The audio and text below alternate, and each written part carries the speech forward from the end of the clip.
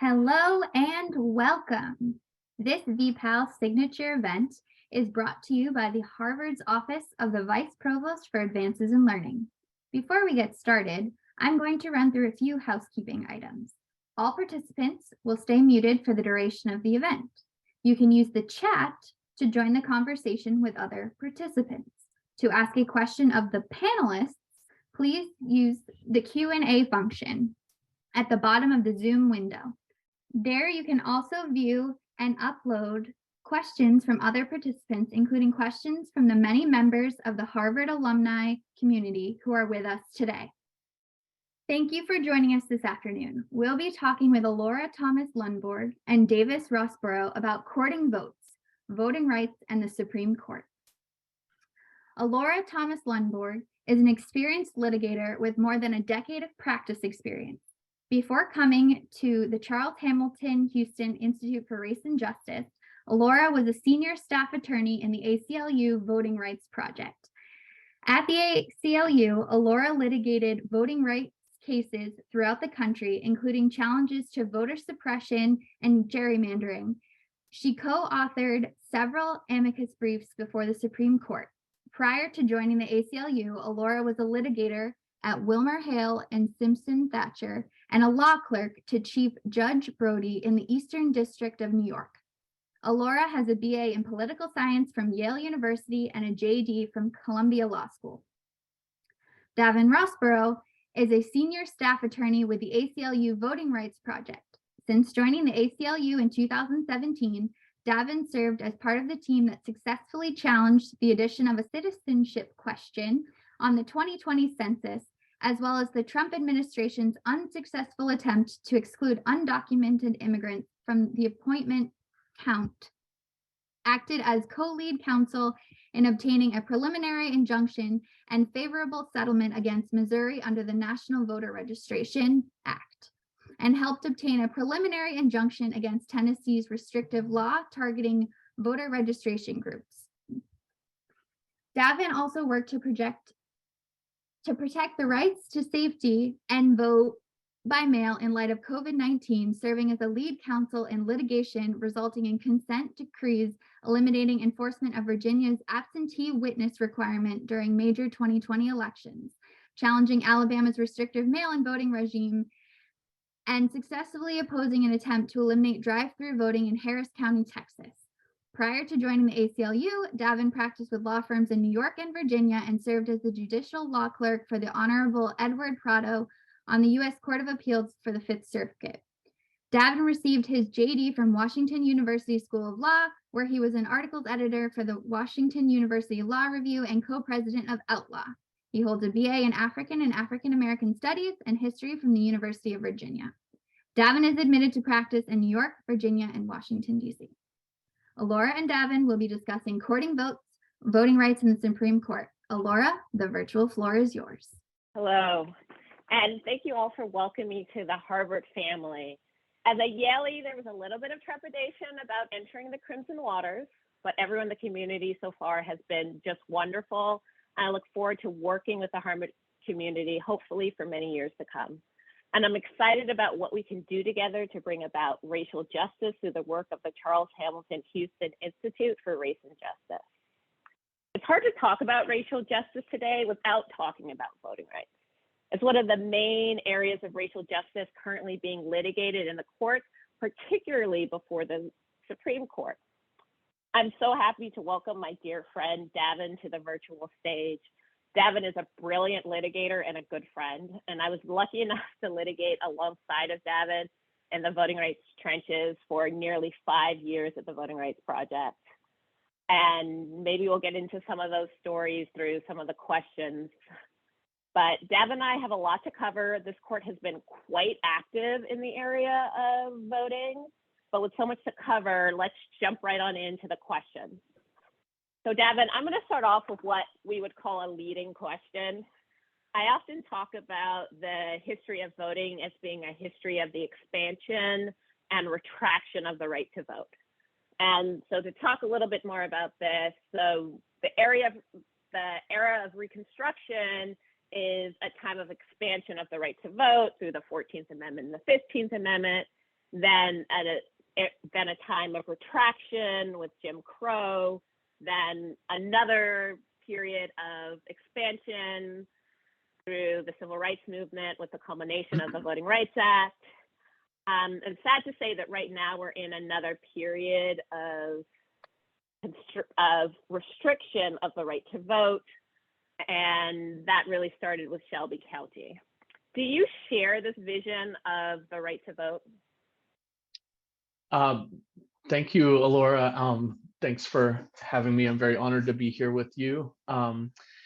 Yeah, I do share this vision, and I think what you laid out is pretty accurate in terms of our nation's trend of expansion and retraction. The interesting thing I think about is, obviously we're going to talk about the courts today, and the Supreme Court in particular is where the Supreme Court has been in that, and the how that contributed to different periods of expansion and retraction. If you take their inaction after after some very successful moves during Reconstruction to enfranchise formerly enslaved people, in the face of blatant violence and voter suppression, the Supreme Court in that era did nothing, and basically said that it was left to the other branches to deal with. Contrast that with the Voting Rights Act of 1965 and challenges that a bunch of states made at that point. It was the rare period where the Supreme Court actually stepped in and said, we think these are entirely constitutional given the record and legacy here and the failure of other measures to make a movable difference. So I think about things very much in the same way, that there's been periods of expansion and retraction. And I think it's interesting, though, to think about the role that the Supreme Court in particular has played in that. You kind of led right into my next question, which was about what role do you see courts playing in this fight, and what role in particular does the Supreme Court play? Because if we think about some of the big areas of expansion, we see Congress acting. So Congress with the move towards the ratification of the 14th and 15th Amendment, the Civil Rights Act of 1866, and then with the Voting Rights Act, what role has the court kind of played and continues to play in this fight? Yeah, I think the court is often, in terms of voting rights, not the one that is pushing things forward.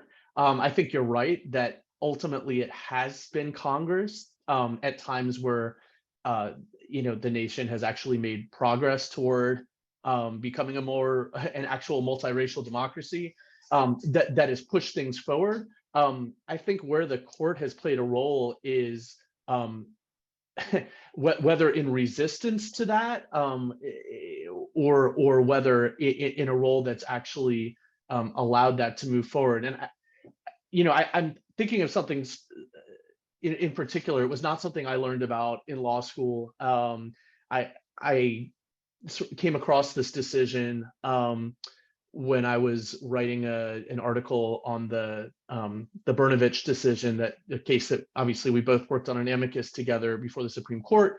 And there was a Professor Richard Pildes, who's a voting rights scholar, sort of unearthed this case, but this case from 1903, Giles v. Harris. And basically, this is the period where states, Reconstruction had ended, Jim Crow laws were coming into play in full force, and any real role for a Black electorate in the South was vastly shrinking. And there was a lawsuit concerning some of these restrictions, and the court basically said, this is not for us. This is for the political branches. We're not here to deal with that. We recognize that this is white supremacy, but we're not here to interfere. I mean, that was a major moment that's sort of gone unrecognized. The court had an opportunity to look at the 15th Amendment and say, No, this is not consonant at all with the reason these Reconstruction amendments are passed. And it declined. And, obviously, as we all know, it took decades more until the Voting Rights Act of 1965, really, until that changed. And the big difference was when states, of course, came and challenged Congress's power. Think of decisions like South Carolina v. Katzenbach, where they basically said that this is overreach by Congress. That Supreme Court, the Warren Court, stepped in and said, no, that's not true. This is entirely what the 15th Amendment was intended to do and was not able to do by itself. And so that I think that contrasting those two moments shows how big of a role historically the court has played. I don't know if you have any other, if I'm sure you can think of moments too, particularly recently, where we can see that sort of pattern. But like those two moments in history always strike me as interesting things in which things could have gone different ways. Right. Well, let's focus a little bit on the current moment, or a lot on the current moment. I'm going to skip over Shelby County, which I think has gotten a lot of attention and press, and start with the 2020 election, an election year in which you and I got very little sleep and were kind of putting out wildfires all over the country. But I think the role of the court in this moment hasn't gotten as much attention outside of the court declining to get involved in the many post-electoral challenges by the then Trump administration. But prior to that, there was a lot of other activity happening in the courts and making its way up to the Supreme Court. And I wonder if you could explain to our audience kind of some of the work that we were doing in 2020 and what we were seeing out of the Supreme Court, and the court that looks very similar to the court we have today. Right. I mean, so I think a couple of interesting and, in my opinion, pretty unfortunate things came out of that cycle. As you pointed out, the good thing was that courts and ultimately the Supreme Court rejected the very frivolous post-election challenges, that brought without any evidence and with really a lack of understanding of federal law and the Constitution. But as you know, so Alora and I litigated a number of cases together, one of which was a case called People First v. Merrill, which challenged, in the context of the COVID-19 pandemic, Alabama's really extreme restriction on other avenues of voting besides voting in person on election day. So in Alabama, for absentee ballots, it required two separate witnesses sign the application, or a photocopy of your photo ID. It required the photo ID with the actual application, and it prohibited curbside voting. And so particularly for folks that were in isolation, perhaps lived alone, lived with one other person, that was quite challenging. And particularly folks that lived in more rural parts of Alabama, who didn't have regular access to going down the street to a photocopier or didn't have a car. And so we won. We went to trial and we challenged, in the context of COVID, under Section 2 of the Voting Rights Act and under the Constitution, the burdens on those groups of people. And we had a full 2-week trial over Zoom. In fact, Alora was doing 2 different trials at once, one there and one in Montana, challenging some other very draconian restrictions. And we won. And what happened was Alabama, in a pattern we saw play out a lot that year, took advantage of what's now become known as the shadow docket. Basically, rather than letting things play out in the regular course of appeals, they immediately went to the Supreme Court, sought to stay the district court's decision after a full trial. And the burden of proof on someone going to the Supreme Court to seek a stay is very, very high under at least the announced standard. But what we saw over and over that year, and in a continuing pattern, is the Supreme Court in voting cases continuing to step in on this shadow docket where basically, briefing happens over the course of a week. There's no oral argument. And of course, expand this doctrine called the Purcell Doctrine, which I don't know, maybe Alora, you want to talk about the Purcell Doctrine, which is really the other piece of that.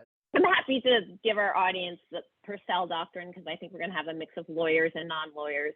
So the Purcell Doctrine is this doctrine that initially started with the idea that in the run-up to election, what you don't want to do is change the election rules because voters have come to rely on electoral system, and courts stepping in and changing the rules on the eve of an election is going to cause voter confusion. And even in a case where the court may be acting to help enfranchise voters, that confusion could have a disenfranchising effect. And so that's the Purcell Doctrine in kind of its purest initial form. And so what we saw in 2020 with our Alabama case is the notion of what the run-up to an election is to increasingly expand.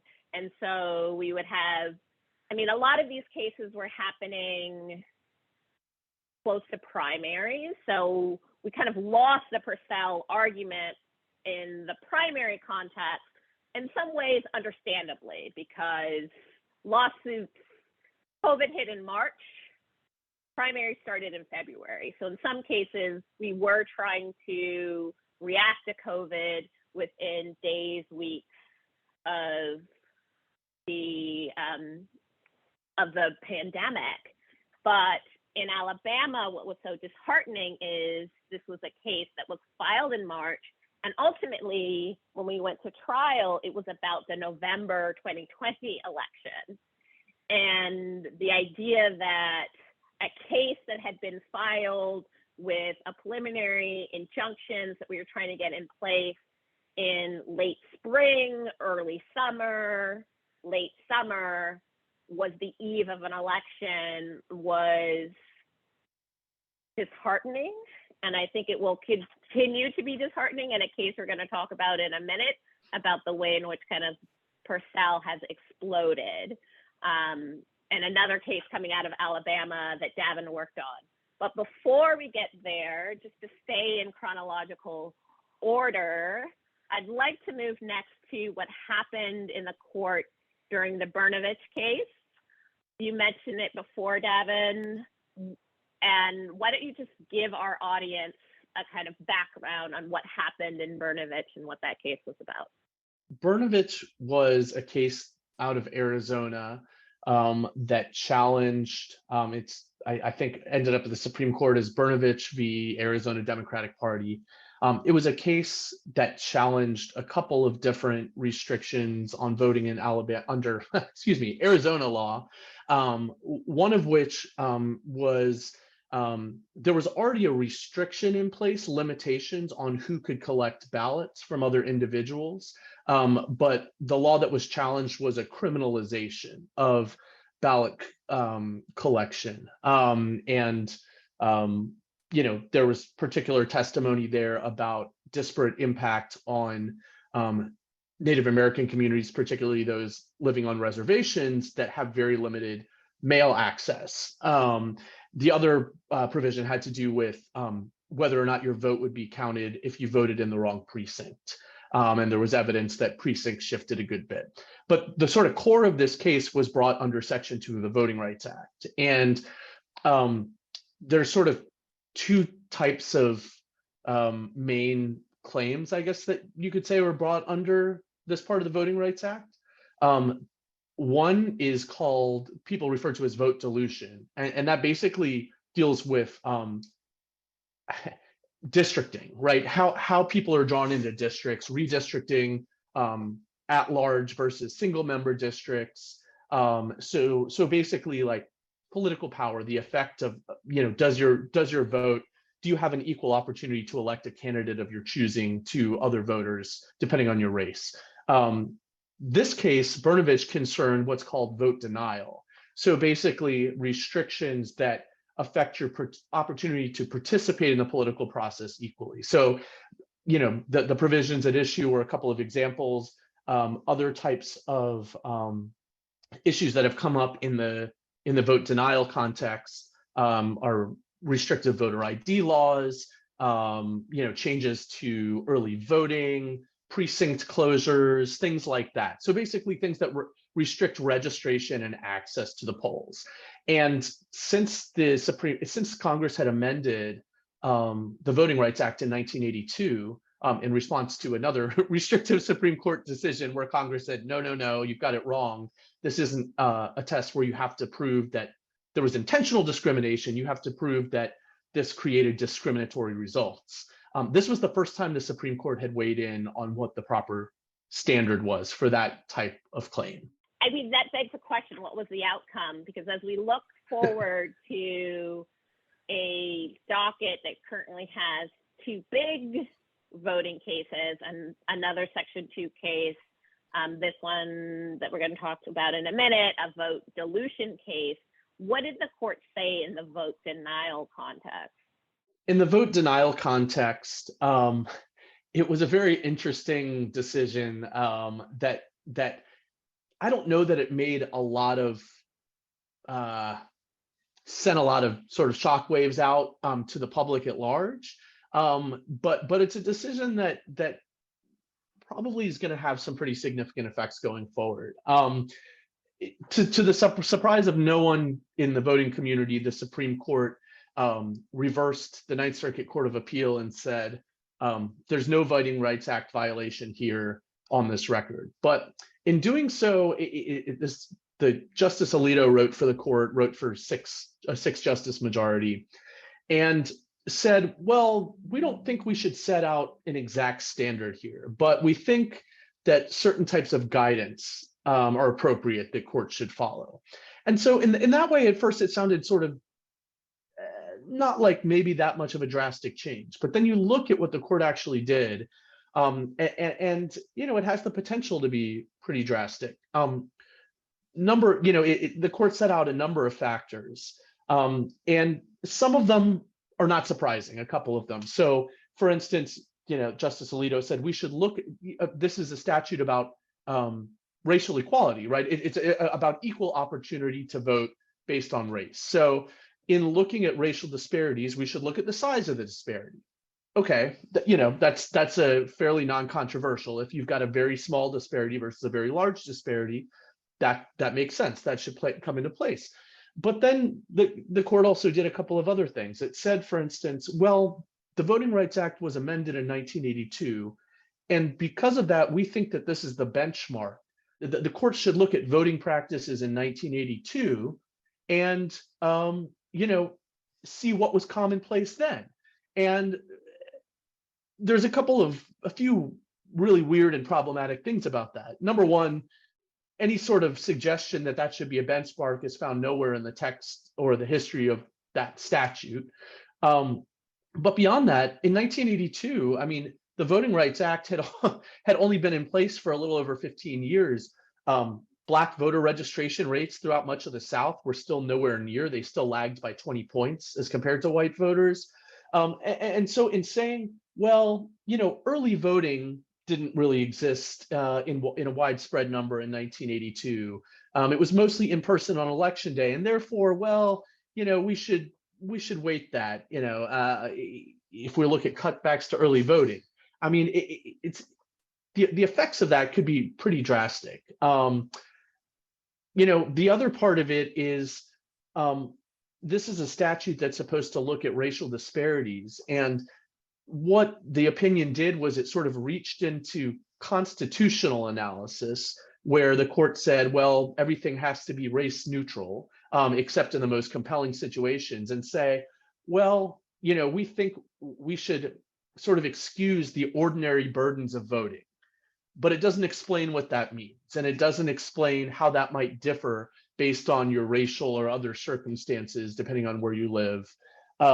and basically also credited the state just whispering the words voter fraud without having to prove any, that there was any voter fraud of the type that the law would regulate that existed in that state or anywhere else, really, and just says, basically, we're going to put a heavy thumb on the scale, and when the state utters the word voter fraud, we owe them very heavy deference for that. So it's sort of a mishmash of an opinion, and we haven't seen that many decisions since then and how it's going to play out, but it has the potential to be pretty damaging.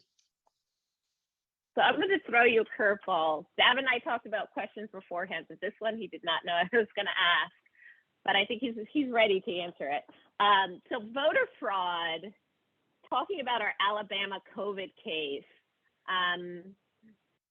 Davin mentioned that voter fraud was just alleged by the state in Arizona without much evidence. What kind of evidence did we see of voter fraud in Alabama? Right. This was interesting. The state put up several witnesses to talk about purported voter fraud in Alabama. I cross-examined two of them.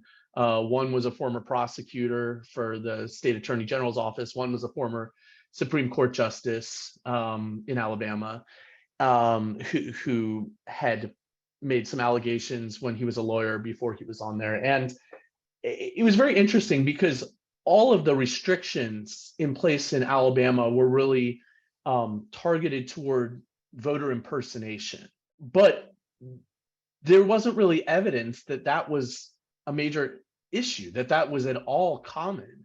And so basically almost all of the witnesses that talked about voter fraud that had happened, there was a couple of common features. Number one, most of it was in local elections it concerned local elections in the 80s and 90s, where basically you had a corrupt local official who had control of the machinery of the election, and they manipulated the process. And what all of these witnesses basically said is,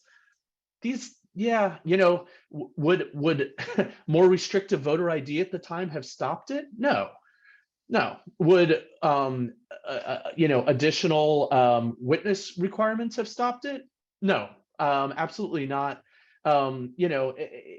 Basically, the laws that were put in place didn't actually address the limited type of voter fraud that had happened in these isolated communities. And I thought that that's really interesting. It's not that there's never been an example of voter fraud to happen everywhere, but it is rare, and it's not the type of thing that most people think of, or ineligible voters, voter impersonation, the things that these are targeted at. Usually it is a small jurisdiction where a corrupt local official pulls in some other people and manipulates results, and that's unfortunate, and needs to be addressed, but it's not addressed by these types of laws. So I'd like to now move forward with what's happening in the court now, and let's stay on Alabama. So you were part of the case this past year that is currently before the Supreme Court, Merrill versus Milligan. This is a Section 2 vote dilution case. And why don't you tell us a little bit about that case and what's currently before the court? Absolutely. So as I think probably most people know, after the decennial census, there's a redistricting cycle that happens everywhere to readjust, to redraw districts based on changes in populations and other factors. And so coming out of this cycle, Alabama, in a very quick session, sort of released maps and passed them for Congress and state legislatures in about 5 days, and they were quickly signed by the governor. So the ACLU and ACLU of Alabama, along with the Legal Defense Fund, challenged these laws, challenged these districts, these congressional districts, under a number of grounds. The primary one, which it was racial vote dilution under Section 2 of the Voting Rights Act. And basically, the the 30-second version of the facts are as follows. Alabama has drawn, as they admit in their Supreme Court briefing, roughly the same districts since the early 1970s. They've had 7 congressional districts. Litigation in the early 90s forced them to change to some extent to create one district where Black voters would have a chance to elect candidates of choice in Alabama.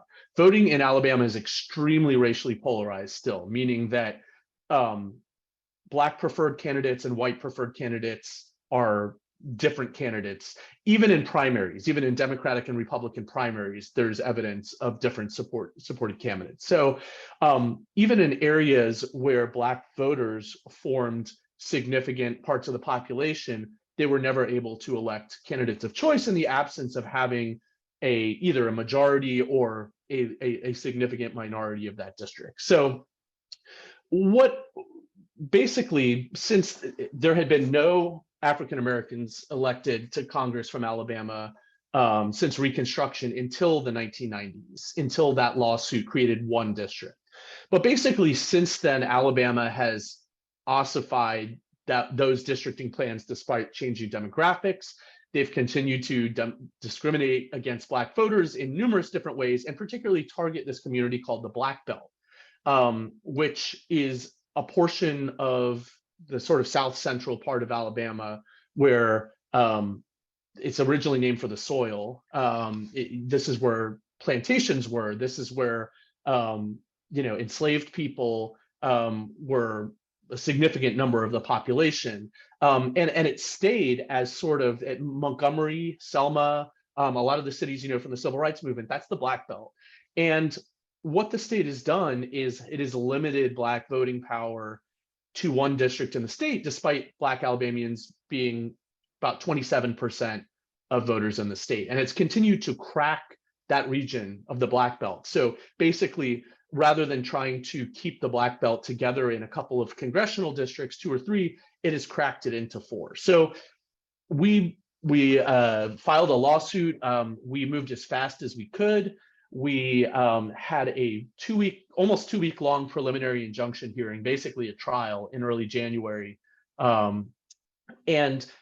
Before a group of 3 judges, 2 of which were appointed by President Trump, one of whom was appointed by President Clinton, they found it wasn't a close case. They wrote an over 200-page opinion and said, we are likely to win on this, and Alabama needs to redraw their districts so that Black voters have equal opportunities in at least 2 districts rather than the current one. In a similar pattern, Alabama went straight to the Supreme Court and sought a stay. They got a stay in a 5-4 opinion.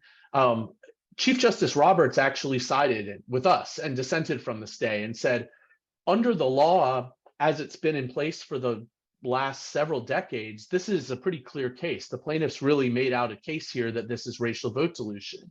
But Chief Justice Roberts said, we think the standards are maybe a little confusing, so we should accept this case and have full briefing on it and clarify the standards for vote dilution. And Justice Kavanaugh, said basically, siding with the majority, said, well, I think that this was still too close to the election. Again, that Purcell doctrine. At this point, we're 4 months from any election, even the primary, but still this was too close to the election in Justice Kavanaugh's mind and in a majority of the court's mind. But he agreed also that the court should take the case. So basically, the map that these 3-judge panel had found wasn't even a close call, was a discriminatory map, was allowed to go into place for elections this year.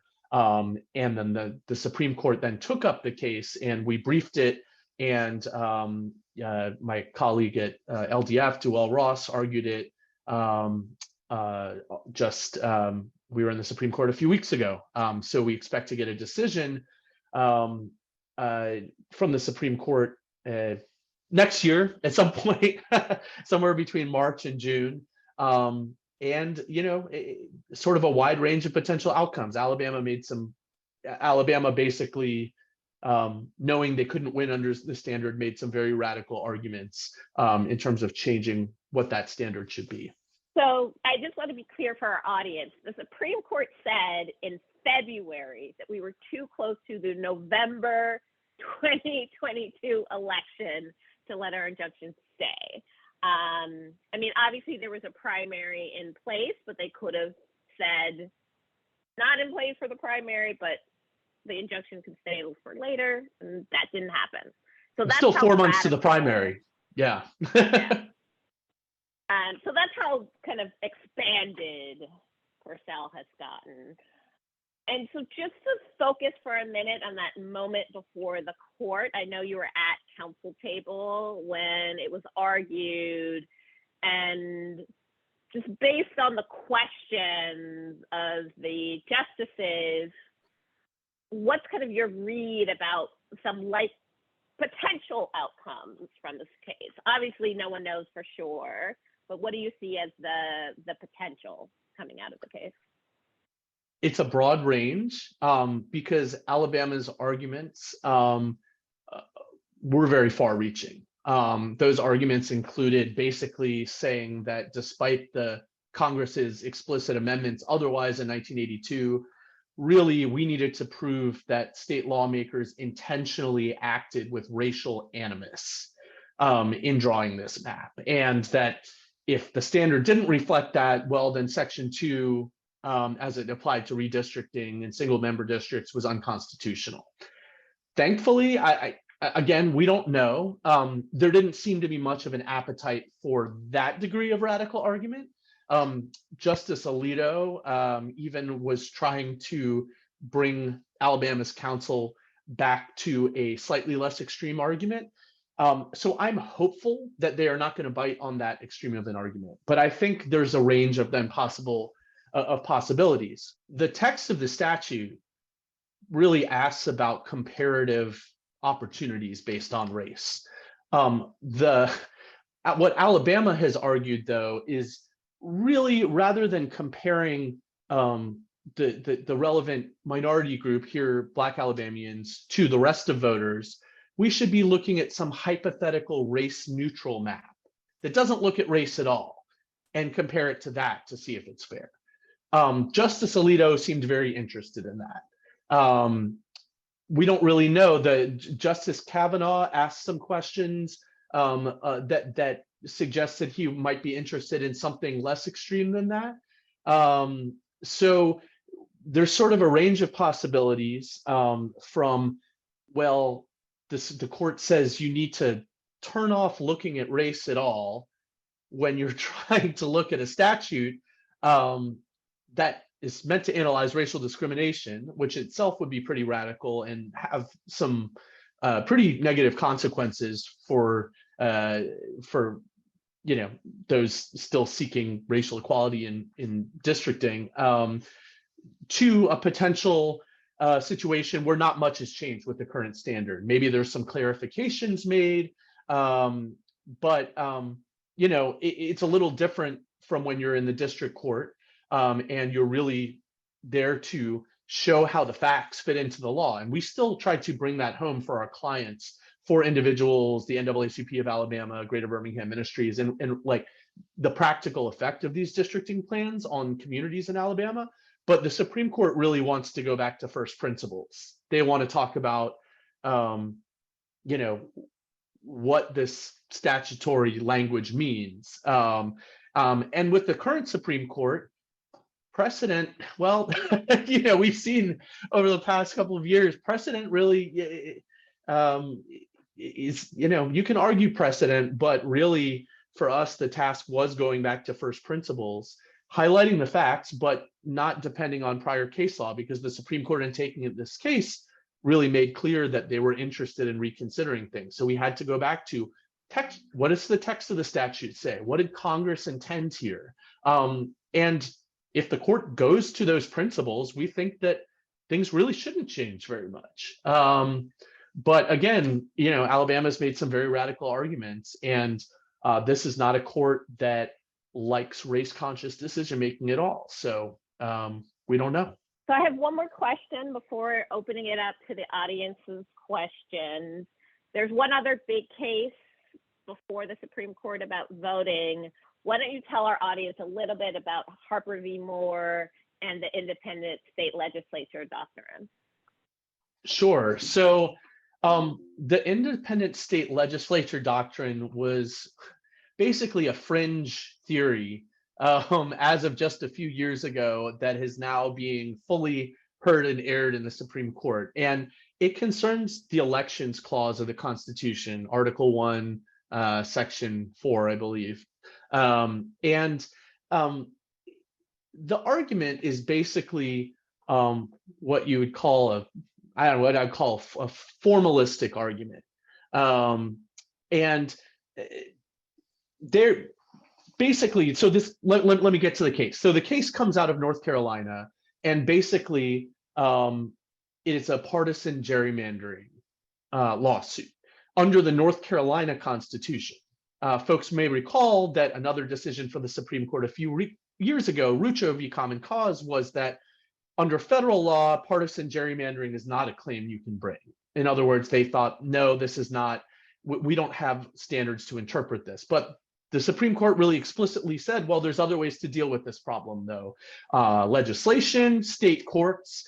And so this was a lawsuit under the Free and Fair Elections Clause in the North Carolina Constitution. And ultimately, the North Carolina Supreme Court said, extreme partisan gerrymandering violates the Free and Fair Elections Clause of our Constitution, and struck down the districting plan. And the Supreme Court has taken up the case, and the question they're considering is an argument made by basically that's I would say conservative legal scholars, but it's really a lot of conservative legal scholars are not behind this at all, and they disagree with this. There's some very prominent ones on the other side, but they take the elections clause and say, well, the elections clause says that legislatures of each state get to prescribe the time, place, and manner of each election, unless Congress steps in and deals with it. And so this wasn't the legislature, this was the state Supreme Court. So effectively, their argument is when it comes to federal elections, state courts if their argument is accepted, it's basically that state courts have no role to play. State constitutional provisions don't matter. And, in response, the argument, which you have some very well-known, fairly conservative folks, such as former Fourth Circuit Justice Michael Luttig, who was shortlisted for the Supreme Court in the Bush administration, and people saying, that's not what anyone understood this to mean. The state legislature was created in the context of the state's constitutional system. It doesn't make any sense that a state legislature would no longer be bound by the state's own constitution. And so that's really what that case concerns, whether state courts and state Supreme Courts can enforce their own state constitutions, or whether state election laws basically get state legislatures basically get free reign to do whatever they want, irrespective of the state constitution. Great, thank you so much for that. There may be some questions surrounding that, and I think Cassie's going to come back to help us with the questions. Yes, thank you. This has been a very interesting and enlightening conversation. Thank you again. I also want to thank the many viewers both in the Zoom room and all of the alumni viewing on the YouTube channel. Our viewers have submitted a variety of questions for you. Viewers, if you have any additional questions for our speakers, please submit them either into the Q&A in the Zoom room or onto the YouTube feed. But let me start with this question. You touched on it a little bit, but if you could expand. Are there legitimate concerns over voter ID verification? How should the IDs be confirmed? Should they be confirmed at all, or is a little bit of voter fraud acceptable in order to achieve greater ballot access to legitimate voters? So I think Davin touched on it in the Alabama answer. The answer is this kind of voter impersonation is just exceedingly rare. And think about it this way. If you're just a person, what is your incentive to go out and impersonate someone else to vote? the incentive structure for impersonating someone else to exercise the right to vote is really small. And in fact, not just voter ID, but there are lots of things we do to make voting really difficult, like having it on a Tuesday when a lot of people are working. So you would have to take time off work. You would have to find someone to impersonate who hasn't already been to the polls to vote, and you would have to impersonate them. And so what we see happening is this kind of other or kind of organized local fraud that Davin was talking about, or really mistakes. So you have individuals who think they have the right to vote, so they're not impersonating someone else, but maybe they have a criminal conviction or a green card and don't understand that they are unable to vote. And voter ID also doesn't kind of solve that problem of mistake and voting by accident. Where there have been the kind of isolated impersonation cases, it's family members turning in someone else's absentee ballot, which a voter ID law is very seldom to catch. And that is also kind of exceedingly rare. Yeah, and just to add on, I mean, I agree with everything Alora said. The other thing we sort of miss in the nuance is that not all voter ID laws are created equal, right? I mean, a lot of the laws that we have or our colleagues have challenged have been extremely restrictive in very, very limited forms of ID. There are, and so it really varies. There are states that are far more, they realize that there are certain communities that will be disproportionately affected, or that there are people that will have a lot harder time, and there's a lot more leeway in what form of ID.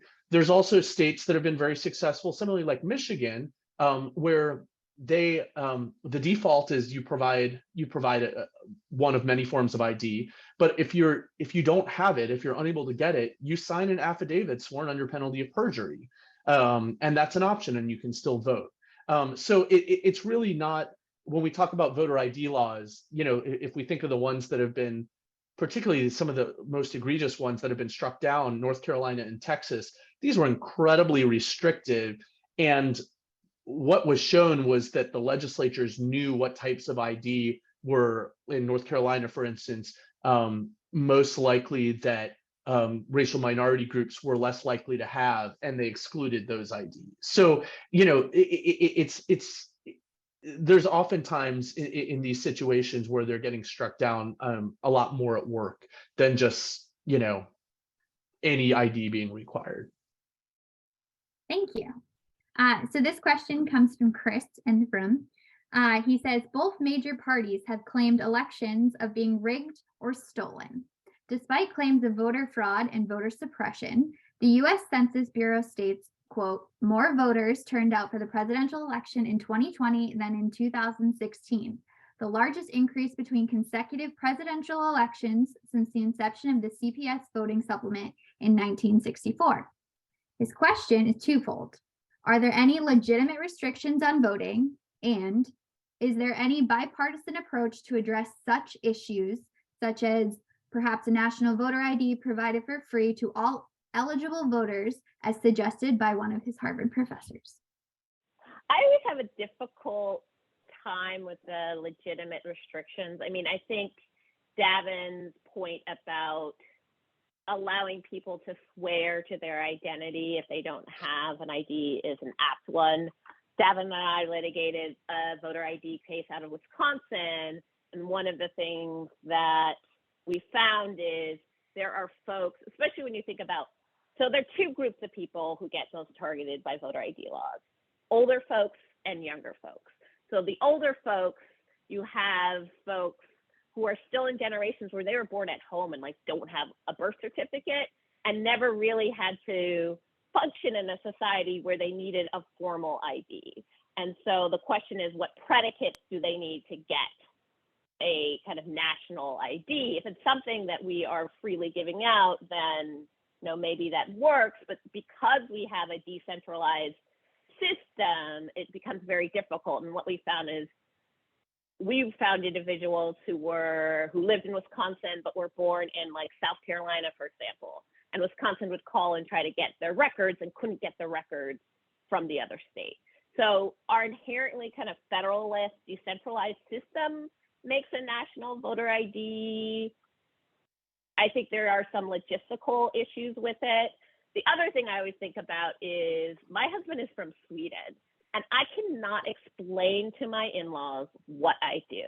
Because when I try to explain to them about the restrictions that we have on the right to vote, it just blows their minds.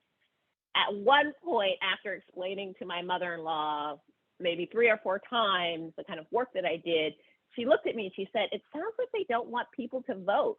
And how can that be?" I mean, Sweden is a society where you get a kind of national voter ID, where you have the day off to vote, where they do everything so that you can vote absentee and you don't have to go in person. My husband has been voting from the US, is still a citizen, like quite easily. They can do it on their phones for years. So when I think about our system compared to other democracies, no one else has a system that is as difficult to participate in ours. And the idea that we need to make it more difficult for something that is exceedingly rare has always kind of just blown my mind a little bit. Yeah, I don't have much to add other than I think Alora hit on it. It's like maybe there are some types of restrictions that could be put in place, but like you have to view the whole system. How easy is it? How hard is it for people to vote? And are you expanding opportunities at the same time and making it easier for people to vote? Same day registration, things like that. It's hard to view something like that in isolation. I'll say too, I mean, a lot of this has been tied to voter confidence. So people will say, this is Georgia's main justification in the case I'm litigating there now against their sort of omnibus, the SB 202 law, which put a lot of voter restrictions in place. And they're actually haven't really attempted to justify it by saying it's about voter fraud. They say, well, there's a lack of confidence. But when you look at research, when you look at scholars that have researched voter confidence, things like stricter voter ID laws overall don't really improve voter confidence. It might increase it slightly in some segments and decrease it slightly in other segments. But it's things like the voter experience at the polls during polling day. Like, what is the process like? Did I have to wait in really long lines? It's those sort of things that decline. Transparency and easy access are the things that have been shown to increase voter confidence. So I sort of, are there a place for like baseline restrictions, checks in the system? I think yes, but I think it all has to be viewed together in context with what opportunities are being provided. Thank you. So this will probably be the last question, but it's a big question. How may we crystallize the significance of the court's rulings on our educational systems at the community level in such a way that the layperson may best understand the implications and avenues available to them to register responsive and meaningful comments as concerned citizens? The bigger idea, what can we do? What can the layperson, public librarians, what can we do to help? So I think the first one is just knowing your own kind of state laws and how to register, how to participate, and then letting other folks know about those, because it kind of starts at home, and knowing your system and helping other people learn the system so that they can participate. Coming to things like this and learning that voter fraud is exceedingly rare. So when you have a conversation with someone about voter fraud, you can say, well, I went to a voting rights panel and heard from 2 voting rights litigators about voter fraud, and it actually doesn't exist, and like helping to participate in the kind of public discourse with as much information as possible. Yeah, I absolutely agree with that. Participation in local elections, which I think Alora was hitting on too. I mean, that's really important. So much of this policy is formed by state legislatures, for instance. So, and yet, participation is a lot lower there. So educating about the importance of state and local races, that's really important. And I mean, for me, I mean, the historical context, which I think Alora laid out at the beginning, is really important. Now, this is understanding where some of these restrictions and the role the court has played. We've only barely been a functioning multiracial democracy for the last few decades, and even that, it's debatable whether we've really achieved that. We're trying to get there, but viewed in history, and I think the context there, understanding different restrictions on the right to vote, understanding the historical context is helpful in understanding how new this project of multiracial democracy in the United States is and how fragile it is still. And it's also very easy to get involved in kind of your local electoral system. Poll workers or seasonal workers, if you have the time, you can become a poll worker in your jurisdiction. They're especially under attack right now. So having people who are like invested in the electoral system and making sure that it functions the way it's supposed to is always great. If you are a law student or a lawyer, you can also become a poll monitor, which is something separate where you could just sign up for a shift that is as little as 2 hours. I did it when I was at a big law firm, kind of spend the day making sure people are getting through the line, that they're able to vote. Depending on what state you're in, there are going to be restrictions about what you can and can't do, but that's another way that you could get involved and maybe not have as much of a commitment as becoming a full kind of poll worker. Thank you, Alora and Davin. This has been very enlightening. And thanks to all of you who have joined us today, both on Zoom and on YouTube. Thank you. Thank you.